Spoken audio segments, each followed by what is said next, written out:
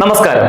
കേരള നവോത്ഥാനം എന്ന സിലബസ് ഭാഗവുമായി ബന്ധപ്പെട്ട കഴിഞ്ഞ ക്ലാസ്സിൽ നമ്മൾ ശ്രീനാരായണ ഗുരുവുമായി ബന്ധപ്പെട്ട് കുറെ കാര്യങ്ങൾ മനസ്സിലാക്കി പഠിച്ചു. നമുക്കതിന്റെ ബാക്കി ഭാഗം ഈ ക്ലാസ്സിൽ നോക്കാം. ഞാൻ ശ്യാം. ഏവർക്കും അഡ് ഹോക് ലേണിംഗിലേക്ക് സ്നേഹപൂർവ്വം സ്വാഗതം. നമ്മൾ നേരത്തെ പഠിച്ചിട്ടുണ്ട്, തപാൽ സ്റ്റാമ്പിൽ പ്രത്യക്ഷപ്പെട്ട ആദ്യത്തെ മലയാളിയാണ് ശ്രീനാരായണ ഗുരു, അല്ലെ? തപാൽ സ്റ്റാമ്പിൽ പ്രത്യക്ഷപ്പെട്ട ആദ്യത്തെ മലയാളിയാണ് ശ്രീനാരായണ ഗുരു. ഗുരുവിന്റെ തപാൽ സ്റ്റാമ്പ് പുറത്തിറക്കിയ വർഷം 1967. ഏത് വർഷമാണ്? 1967. കൂടാതെ ജീവിച്ചിരിക്കുമ്പോൾ തന്നെ പ്രതിമ സ്ഥാപിക്കപ്പെട്ട ആദ്യത്തെ മലയാളി, അല്ലെ? ജീവിച്ചിരിക്കുമ്പോൾ തന്നെ പ്രതിമ സ്ഥാപിക്കപ്പെട്ട ആദ്യത്തെ മലയാളിയും ശ്രീനാരായണ ഗുരുവാണ്. അപ്പോൾ ഗുരുവിന്റെ ആദ്യത്തെ പ്രതിമ സ്ഥാപിക്കപ്പെട്ട സ്ഥലം എന്ന് പറയുന്നത് തലശ്ശേരിയാണ്. ഓർത്തു വെക്കണം, ഗുരുവിന്റെ ആദ്യത്തെ പ്രതിമ സ്ഥാപിക്കപ്പെട്ട സ്ഥലം എന്ന് പറയുന്നത് തലശ്ശേരിയാണ്, അല്ലെ? ആ ഗുരുവിന്റെ ആദ്യ പ്രതിമ തലശ്ശേരിയിൽ സ്ഥാപിക്കുന്നതിൽ പ്രധാന പങ്ക് വഹിച്ച വ്യക്തിയാണ് മൂർക്കോത്തു കുമാരൻ. ഓർത്തു വെക്കണം, ഗുരുവിന്റെ തപാൽ സ്റ്റാമ്പിൽ പ്രത്യക്ഷപ്പെട്ട ആദ്യത്തെ മലയാളിയാണ് ശ്രീനാരായണ ഗുരു. ജീവിച്ചിരിക്കുമ്പോൾ തന്നെ പ്രതിമ സ്ഥാപിക്കപ്പെട്ട ആദ്യത്തെ മലയാളി ഗുരുവാണ്. ഗുരുവിന്റെ ഫസ്റ്റ് സ്റ്റാച്യു വന്ന സ്ഥലമാണ് തലശ്ശേരി. അതിൽ പ്രധാന പങ്ക് വഹിച്ച ആളുടെ പേര് മൂർക്കോത്തു കുമാരൻ. കൂടാതെ ഏറ്റവും കൂടുതൽ ജീവചരിത്ര ഗ്രന്ഥങ്ങൾ എഴുതപ്പെട്ട മലയാളിയും ശ്രീനാരായണ ഗുരുവാണ്. ഗുരുവിനെ കേന്ദ്ര കഥാപാത്രമാക്കി ആദ്യത്തെ ജീവചരിത്രം എഴുതിയ ആളും മൂർക്കോത്തു കുമാരൻ ആണ്. മറക്കല്ലേ, മലയാളത്തിൽ ഗുരുവിന്റെ ആദ്യത്തെ ജീവചരിത്രം എഴുതിയ വ്യക്തി ആരാണ്? മൂർക്കോത്തു കുമാരൻ. മൂർക്കോത്തു കുമാരൻ മാത്രമല്ല ഗുരുവിന്റെ ബയോഗ്രഫികൾ എഴുതിയേക്കുന്നത്. പ്രധാനമായിട്ടും പരീക്ഷകൾക്ക് വന്ന ഒരു ചോദ്യമാണ്, ഗുരു എന്ന കൃതിയുടെ എഴുത്തുകാരൻ ആരാണ്? ഒരുപാട് പുരസ്കാരങ്ങൾ വാരിക്കൂട്ടിയ പുസ്തകമാണ് ഗുരു. ആരുടെ കൃതിയാണ് ഗുരു? ഗുരു എന്ന കൃതി എഴുതിയ ആളുടെ പേര് കെ സുരേന്ദ്രൻ. ഓർക്കണം കേട്ടോ, ഗുരു ആരുടെ കൃതിയാണ്? കെ സുരേന്ദ്രൻ. അപ്പൊ ആരുടെ പുസ്തകമാണ്? നാരായണം. ആരുടെ പുസ്തകമാണ്? നാരായണം. ആ പുസ്തകം എഴുതിയ ആളുടെ പേരാണ് പെരുമ്പടവം ശ്രീധരൻ. മറക്കല്ലേ, ഗുരു ആരുടെ പുസ്തകമാണ്? കെ സുരേന്ദ്രൻ. നാരായണം ആരുടെ പുസ്തകമാണ്? പെരുമ്പടവം ശ്രീധരൻ. പഠിച്ചില്ലേ? അങ്ങനെയാണെങ്കിൽ ഗുരുവിന്റെ ദുഃഖം എന്ന കൃതി എഴുതിയ ആളുടെ പേരാണ് സുകുമാർ അഴീക്കോട്. മറക്കല്ലേ, ഗുരുവിന്റെ ദുഃഖം ആരുടെ പുസ്തകമാണ്? സുകുമാർ അഴീക്കോട്. മറ്റൊരു ബുക്കിന്റെ പേരാണ് ശ്രീനാരായണ ഗുരു നവോത്ഥാനത്തിന്റെ പ്രവാചകൻ. ശ്രീനാരായണ ഗുരു നവോത്ഥാനത്തിന്റെ പ്രവാചകൻ. ഈ പുസ്തകം എഴുതിയാളുടെ പേര് പി പരമേശ്വരൻ. എഴുതിയാളുടെ പേരെന്തുവാണ്? പി പരമേശ്വരൻ. പഠിച്ചില്ലേ? തിരിച്ചു വരാം. നാരായണ ഗുരുസ്വാമി എന്ന ജീവചരിത്രം എഴുതിയ ആളിന്റെ പേരാണ് പ്രൊഫസർ എം കെ സാനു. പഠിച്ചില്ലേ? തിരിച്ചു വരാം. ബുദ്ധനും നാരായണ ഗുരുവും എന്ന ബയോഗ്രഫി എഴുതിയ ആളുടെ പേര് ഡോക്ടർ കെ സുഗതൻ. പഠിച്ചോ? തിരിച്ചു വരാം. തപാൽ സ്റ്റാമ്പിൽ പ്രത്യക്ഷപ്പെട്ട ആദ്യ മലയാളി, ജീവിച്ചിരിക്കുമ്പോൾ തന്നെ പ്രതിമ സ്ഥാപിക്കപ്പെട്ട ആദ്യ മലയാളി, ഫസ്റ്റ് സ്റ്റാച്യു വന്ന സ്ഥലം തലശ്ശേരി, ഏറ്റവും കൂടുതൽ ജീവചരിത്രങ്ങൾ എഴുതപ്പെട്ട മലയാളി, ഗുരുവിന്റെ ഫസ്റ്റ് ബയോഗ്രഫി എഴുതിയ ആളുടെ പേര് മൂർക്കോത്തു കുമാരൻ. ശരിയല്ലേ? തിരിച്ചു വരാം. ഗുരു ആരുടെ പുസ്തകം? കെ സുരേന്ദ്രൻ. നാരായണം പെരുമ്പടവം ശ്രീധരൻ. ഗുരുവിന്റെ ദുഃഖം സുകുമാർ അഴീക്കോട്. ശ്രീ നാരായണ ഗുരു നവോത്ഥാനത്തിന്റെ പ്രവാചകൻ P Parameswaran. Narayana Guruswamy professor M K Sanu. ബുദ്ധനും നാരായണ ഗുരുവും ഡോക്ടർ കെ സുഗതൻ. പഠിച്ചില്ലേ? തിരിച്ചു വരാം. 1911 ഗുരുവിനെ ദേശീയ സന്യാസിയായി പ്രഖ്യാപിച്ചു. അങ്ങനെ പ്രഖ്യാപിച്ച തിരുവിതാംകൂർ ഭരണാധികാരിയാണ് ശ്രീമൂലം തിരുനാൾ. ഓർത്തു വെക്കണേ, 1911 ശ്രീനാരായണ ഗുരുവിനെ ദേശീയ സന്യാസിയായി പ്രഖ്യാപിച്ച ഭരണാധികാരി ആരാണ്? ശ്രീമൂലം തിരുനാൾ. അതിന്റെ ഭാഗമായിട്ടാണ് തിരുവിതാംകൂർ കോടതികളിൽ നേരിട്ട് ഹാജരാക്കാൻ സാധിക്കാത്ത ഒരേ ഒരു വ്യക്തിയാണ് ശ്രീനാരായണ ഗുരു. മറക്കല്ല്, തിരുവിതാംകൂർ കോടതികളിൽ ഹാജരാക്കാൻ സാധിക്കാത്ത ഒരേ ഒരു വ്യക്തിയാണ് ശ്രീനാരായണ ഗുരു. മനസ്സിലായോ? പറഞ്ഞ് തിരിച്ചു വരാം. ഒരിക്കൽ ഗുരു വൈക്കം ക്ഷേത്രത്തിന്റെ വഴിയിൽ കൂടി സഞ്ചരിച്ചു. അദ്ദേഹം പിന്നോക്ക ജാതിയിൽപ്പെട്ട വ്യക്തിയായതിനാൽ വൈക്കം ഭരണസമിതി ഗുരുവിനെ തടഞ്ഞു വെച്ചു. എന്തായിരിക്കും കാരണം? അതിന്റെ പിന്നോക്ക ജാതിയിൽപ്പെട്ട ഹിന്ദുക്കൾക്ക് വൈക്കം ക്ഷേത്രത്തിന്റെ വഴിയിൽ കൂടിയുള്ള സഞ്ചാര സ്വാതന്ത്ര്യം പണ്ടുണ്ടായിരുന്നില്ല. പിന്നോക്ക ജാതിയിൽപ്പെട്ട വ്യക്തി ആയതുകൊണ്ടാണ് കേരള നവോത്ഥാനത്തിന്റെ പിതാവായ ശ്രീനാരായണ ഗുരുവിന്റെ സഞ്ചാര സ്വാതന്ത്ര്യം തടഞ്ഞത്. അതിന്റെ ഫലമായി ഉണ്ടായ സമരമാണ് വൈക്കം സത്യാഗ്രഹം. മനസ്സിലായോ പറഞ്ഞേ? അതുകൊണ്ടാണ് വൈക്കം സത്യാഗ്രഹം ലക്ഷ്യം എന്താണ്? സഞ്ചാര സ്വാതന്ത്ര്യം. ഇവിടെ ഒന്ന് ഓർത്തു വെച്ചേക്കണം, ഏതു സാമൂഹ്യ പരിഷ്കർത്താവിന്റെ സഞ്ചാര സ്വാതന്ത്ര്യം തടഞ്ഞതിന്റെ ഫലമായിട്ടാണ് വൈക്കം സത്യാഗ്രഹം ആരംഭിച്ചത്? ഉത്തരം ശ്രീനാരായണ ഗുരുവാണ്. ഉത്തരം ആരാണ്? ശ്രീനാരായണ ഗുരുവാണ്, അല്ലെ? ഇനി ഓർത്തു വെക്കണം, വൈക്കം സത്യാഗ്രഹം സന്ദർശിച്ച ഗുരുവിന്റെ ശിഷ്യന്മാർ ആരെല്ലാം? വൈക്കം സത്യാഗ്രഹം സന്ദർശിച്ച ശ്രീനാരായണ ഗുരുവിന്റെ ശിഷ്യന്മാർ ആരെല്ലാം? ഒരാളുടെ പേരാണ് കൊട്ടുകോയിക്കൽ വേലായുധം. പറഞ്ഞ പേരെന്തുവാണ്? കൊട്ടുകോയിക്കൽ വേലായുധം. അടുത്ത ആളുടെ പേരാണ് സത്യാവർത്തം. പറഞ്ഞ പേരെന്തുവാണ്? സത്യാവർത്തം. അപ്പൊ സത്യാവർത്തം, കൊട്ടുകോയിക്കൽ വേലായുധം എന്നിവരാണ് വൈക്കം സത്യാഗ്രഹം സന്ദർശിച്ച ഗുരുവിന്റെ ശിഷ്യന്മാര്. ഓർത്തു വെക്കത്തില്ലേ? തിരിച്ചു വരാം. അപ്പോൾ ഗുരുവിന്റെ ആദ്യത്തെ ശിഷ്യൻ ആരാണ്? ഗുരുവിന്റെ ആദ്യത്തെ ശിഷ്യൻ ആരാണ്? ആ ഉത്തരമാണ് ശിവലിംഗ സ്വാമികൾ അല്ലെങ്കിൽ ശിവലിംഗ ദാസ സ്വാമികൾ. നമുക്കറിയാം ഗുരുവിന്റെ ഭൂരിഭാഗം ക്ഷേത്രത്തിലെയും പ്രതിഷ്ഠ എന്തിന്റെയാണ്? ശിവലിംഗമല്ലേ? അപ്പൊ ഗുരുവിന്റെ ആദ്യത്തെ ശിഷ്യന്റെ പേരാണ് ശിവലിംഗ ദാസ സ്വാമി അല്ലെങ്കിൽ ശിവലിംഗ സ്വാമികളാണ് ഗുരുവിന്റെ ആദ്യത്തെ ശിഷ്യൻ. മറക്കല്ലേ, ഗുരുവിന്റെ ഫസ്റ്റ് ശിഷ്യന്റെ പേരെന്താണ്? ശിവലിംഗ ദാസ സ്വാമിയാണ്. പഠിച്ചില്ലേ? തിരിച്ചു വരാം. അപ്പൊ ഗുരുവിന്റെ വിദേശിയായ ശിഷ്യൻ ആരാണ്? ഗുരുവിന്റെ വിദേശിയായ ശിഷ്യൻ ആരാണ്? ആ ഉത്തരമാണ് ഏണസ്റ്റ് കിർക്ക്. എന്താ പറഞ്ഞ പേര്? ഏണസ്റ്റ് കിർക്ക്. മറക്കല്ല്, ഗുരുവിന്റെ വിദേശിയായ ശിഷ്യന്റെ പേര് ഏണസ്റ്റ് കിർക്ക്. ഗുരുവിന്റെ ആദ്യത്തെ ശിഷ്യന്റെ പേര് ശിവലിംഗദാസ സ്വാമി. പഠിച്ചില്ലേ? തിരിച്ചു വരാം. അപ്പോൾ ഗുരുവിന്റെ ശിഷ്യനാണ് നടരാജഗുരു. ഗുരുവിന്റെ മറ്റൊരു ശിഷ്യനാണ് നടരാജഗുരു. നിങ്ങൾക്കറിയാമായിരിക്കുമല്ലോ, നടരാജഗുരുവിന്റെ പിതാവാണ് doctor P Palpu, doctor Padmanabhan Palpu എന്നൊക്കെ പറയാം. ആ ഡോക്ടർ പി പൽപ്പുവിന്റെ മകനാണ് നടരാജഗുരു.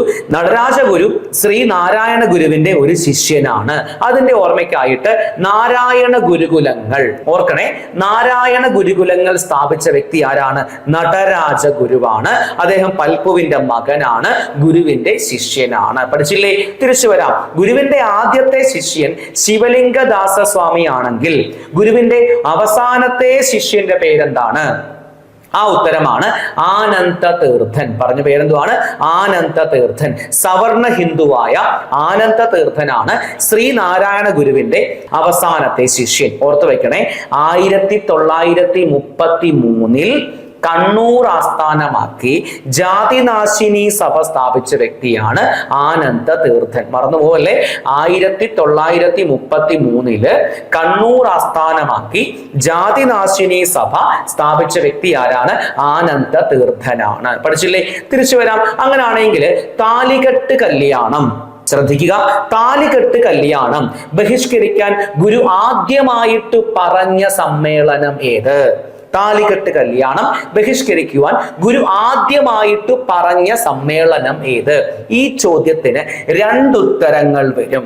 വ്യക്തമാക്കി പറഞ്ഞാൽ, മനസ്സിലാക്കി പറയുവാണെങ്കിൽ, താലികെട്ട് കല്യാണം ഗുരു ബഹിഷ്കരിക്കാൻ പറഞ്ഞ ആദ്യ സമ്മേളനം പരവൂർ സമ്മേളനവും താലികെട്ട് കല്യാണം ബഹിഷ്കരിക്കാൻ ഗുരു പരസ്യമായി പറഞ്ഞ മഹാസമ്മേളനമാണ് ആലുവ സമ്മേളനം. വ്യത്യാസം മനസ്സിലായോ?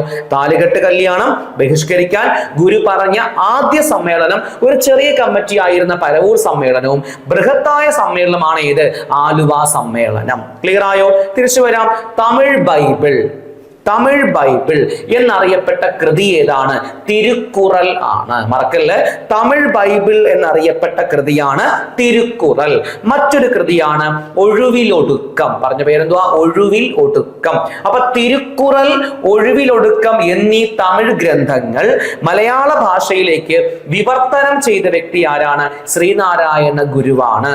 ഒന്നുകൂടെ വ്യക്തമാക്കി പറഞ്ഞാൽ, ശ്രീനാരായണ ഗുരു തർജിമ ചെയ്ത തമിഴ് കൃതികൾ ഏതെല്ലാം? തിരുക്കുറൽ ഒഴിവിലൊടുക്കം. അതിൽ തമിഴ് ബൈബിൾ എന്നറിയപ്പെട്ട കൃതിയാണ് തിരുക്കുറൽ. അത് എഴുതിയ ആളുടെ പേര് തിരുവള്ളുവർ. പറഞ്ഞ പേരെന്തുവാ? തിരുവള്ളുവർ. അപ്പൊ തമിഴ് ബൈബിൾ എന്നറിയപ്പെട്ട തിരുക്കുറൽ എഴുതിയത് തിരുവള്ളുവർ. ഈ കൃതി മലയാളത്തിലേക്ക് പരിഭാഷപ്പെടുത്തിയ വ്യക്തി ശ്രീനാരായണ ഗുരുവാണ്. ഗുരു തർജ്ജിമ ചെയ്ത മറ്റൊരു തമിഴ് കൃതിയാണ് ഒഴിവിലൊടുക്കം. പഠിച്ചില്ലേ? അപ്പൊ ഗുരുവിന്റെ തമിഴ് കൃതി ഏതാണ്? ഇതൊക്കെ പരിഭാഷയല്ലേ, വിവർത്തനമല്ലേ. ഗുരുവിന്റെ തമിഴ് കൃതി ഏതാണ്? ആ ഉത്തരമാണ് തേവാര പത്തിങ്കങ്ങൾ. മറക്കല്ലേ. ഗുരുവിന്റെ തമിഴ് കൃതി ഏതാണ്? സ്വന്തം ആശയം തമിഴ് ഭാഷയിലെ കൃതിയായിട്ട് ഗുരു എഴുതി. ആ ഗുരുവിന്റെ തമിഴ് കൃതി ഏതാണ്? തേവാര പത്തിങ്കങ്ങൾ. ഗുരു തർജ്ജിമ ചെയ്ത ഉപനിഷത്താണ് ഈശോവാസ്യ ഉപനിഷത്ത്. കൺഫ്യൂഷൻ ആയോ? പരസ്പരം മാറല്ലേ പഠിക്കുമ്പോൾ. ഗുരുവിന്റെ തമിഴ് കൃതി തേവാര പത്തിങ്കങ്ങൾ, തർജ്ജിമ ചെയ്ത ഉപനിഷത്ത് ഈശോവാസ്യ ഉപനിഷത്ത്, തർജ്ജിമ ചെയ്ത തമിഴ് കൃതികൾ തിരുക്കുറൽ ഒഴിവിലൊടുക്കം. കിട്ടിയില്ലേ? മറന്നു പോവല്, ഓർത്തോണം. ഏറ്റവും ചെറിയ ഉപനിഷത്താണ് ഈശോവാസ്യ ഉപനിഷത്ത് കേട്ടോ. ഏറ്റവും ചെറിയ ഉപനിഷത്താണ് ഈശോവാസ്യ ഉപനിഷത്ത്. അപ്പൊ ഏറ്റവും ചെറിയ ഉപനിഷത്തായ ഈശോവാസ്യ ഉപനിഷത്താണ് ഗുരു തർജ്ജിമ ചെയ്ത ഉപനിഷത്ത് അല്ലെ. ഗുരുവിന്റെ മരണശേഷമാണ് വർക്കല ശിവഗിരി ജാഥ ആരംഭിച്ചു. വർക്കല ശിവഗിരി ജാഥ ആരംഭിച്ചു. ഒന്നുകൂടെ വ്യക്തമാക്കി പറഞ്ഞാൽ പത്തനംതിട്ട ജില്ലയിലെ ഇലവന്തിട്ടയിൽ നിന്നാണ് വർക്കല ശിവഗിരി ജാഥ ആരംഭിക്കുന്നത്. ഈ ജാഥ എവിടേക്കായിരിക്കും പോകുന്നത്? ശിവഗിരിയിലേക്ക്. ഇങ്ങനെ വർക്കല ശിവഗിരി ജാഥ വേണം എന്നൊരു ആശയം ആദ്യമായിട്ട് അവതരിപ്പിച്ചത് സരസകവി എന്നറിയപ്പെടുന്ന മൂലൂറസ് പത്മനാഭ പണിക്കറാണ്. മറക്കല്ല്. അപ്പൊ ഓർത്തു വെക്കണം, വർക്കല ശിവഗിരി ജാഥ എന്ന ആശയം മുന്നോട്ട് വെച്ച മലയാള കവി ആരാണ്? സരസകവി എന്നറിയപ്പെടുന്ന മൂലൂറസ് പത്മനാഭ പണിക്കറാണ്. എന്നാൽ ഈ ആശയം നടപ്പിലാക്കിയത് അല്ലെങ്കിൽ വർക്കല ശിവഗിരി ജാഥയ്ക്ക് നേതൃത്വം നൽകിയത് മറ്റു രണ്ടു വ്യക്തികളാണ്. അവരുടെ പേരാണ് വല്ലഭശ്ശേരി ഗോവിന്ദൻ വൈദ്യരും ടി കെ കിട്ടൻ റൈറ്ററും. ആരൊക്കെയാണ്? വല്ലഭശ്ശേരി ഗോവിന്ദൻ വൈദ്യരും ടി കെ കിട്ടൻ റൈറ്ററുമാണ് വർക്കല ശിവഗിരി ജാഥ സംഘടിപ്പിച്ചത്. ഈ ആശയം ആരുടെയാണ്? മൂലൂറസ് പത്മനാഭ പണിക്കർ. സരസകവി മൂലൂറസ് പത്മനാഭ പണിക്കരുടെ സ്മാരകം എവിടെയാണ്? ഇലവന്തിട്ട, പത്തനംതിട്ട. അതുകൊണ്ടാണ് ഇലവന്തിട്ടയിൽ നിന്നാണ് ഈ ജാഥ ആരംഭിക്കുന്നത്. മനസ്സിലായ പറഞ്ഞേ. ആശയം മൂലൂരിന്റെ നടപ്പിലാക്കിയവർ വല്ലഭശ്ശേരി ഗോവിന്ദൻ വൈദ്യരും ടി കെ കിട്ടൻ റൈറ്ററും. ഈ ജാഥ എവിടെ നിന്ന് ആരംഭിക്കുന്നു? ഇലവന്തിട്ട. അവിടെയാണ് സരസകവി മൂലൂറിന്റെ സ്മാരകം. ഇലവന്തിട്ട ജില്ല ഏതാണ്? പത്തനംതിട്ട. തിരിച്ചു വരട്ടെ. ഇനി ഗുരു സ്ഥാപിച്ച ഏറ്റവും പ്രധാനപ്പെട്ട ക്ഷേത്രം, ഗുരുവിന്റെ ഒരേ ഒരു സുബ്രഹ്മണ്യ ക്ഷേത്രമാണ് വക്കം സുബ്രഹ്മണ്യ ക്ഷേത്രം. ഗുരുവിന്റെ ഒരേ ഒരു സുബ്രഹ്മണ്യ ക്ഷേത്രമാണ് തിരുവനന്തപുരം ജില്ലയിലുള്ള വക്കം സുബ്രഹ്മണ്യ ക്ഷേത്രം. ഈ ക്ഷേത്രം ഇപ്പോൾ അറിയപ്പെടുന്ന പേരാണ് വേലായുധൻ നട. മറക്കല്ലേ. അപ്പോൾ വേലായുധൻ നട എന്നറിയപ്പെടുന്ന വക്കം സുബ്രഹ്മണ്യ ക്ഷേത്രമാണ് ഗുരുവിന്റെ ഏറ്റവും പ്രധാനപ്പെട്ട സുബ്രഹ്മണ്യ ക്ഷേത്രം. സ്ഥലപ്പേര് ഓർക്കുക, വക്കം. ജില്ലയുടെ പേര് തിരുവനന്തപുരം. ശരിയല്ലേ? അങ്ങനെയാണെങ്കിൽ സത്യം, ധർമ്മം, ദയാസ്നേഹം, സത്യം, ധർമ്മം, ദയാസ്നേഹം എന്നീ വാക്കുകൾ ആലേഖനം ചെയ്ത ഗുരുവിന്റെ ക്ഷേത്രം ഏതാണ്? സത്യം, ധർമ്മം, ദയാസ്നേഹം എന്നീ ഫലകങ്ങൾ ആലേഖനം ചെയ്തുകൊണ്ട് ഗുരു സ്ഥാപിച്ച ക്ഷേത്രം ഏതാണ്? അത് മുരിക്കും പുഴ ക്ഷേത്രം. ഏതാണ്? മുരിക്കും പുഴ ക്ഷേത്രം. ഈ സത്യം, ധർമ്മം, ദയാസ്നേഹം എന്ന വാക്കുകൾ മാത്രമല്ല, മറിച്ച് ഓം എന്ന വാക്കും ആലേഖനം ചെയ്ത ക്ഷേത്രമാണ് മുരിക്കും പുഴ ക്ഷേത്രം. അപ്പോൾ മുരിക്കും പുഴ ക്ഷേത്രത്തിലെ ഫലകത്തിൽ പ്രധാനമായും രണ്ട് തരം വാചകമുണ്ട്. ഒന്നാമത്തെ സത്യം, ധർമ്മം, ദയാസ്നേഹം. 1. 2 ഓം. പഠിച്ചില്ലേ? നിങ്ങൾക്ക് അറിയാമായിരുന്നല്ലോ. ഓം എന്ന വാചകം ആലേഖനം ചെയ്ത ഗുരുവിന്റെ മറ്റൊരു ക്ഷേത്രമായിരുന്നു കലവൻകോട് ക്ഷേത്രം, ആലപ്പുഴ ജില്ല, 927. ശരിയല്ലേ? ഓർക്കുമല്ലോ. അപ്പോൾ ഗുരുവിന്റെ സുബ്രഹ്മണ്യ ക്ഷേത്രം വക്കം, അറിയപ്പെടുന്ന പേര് വേലായുധൻ നട.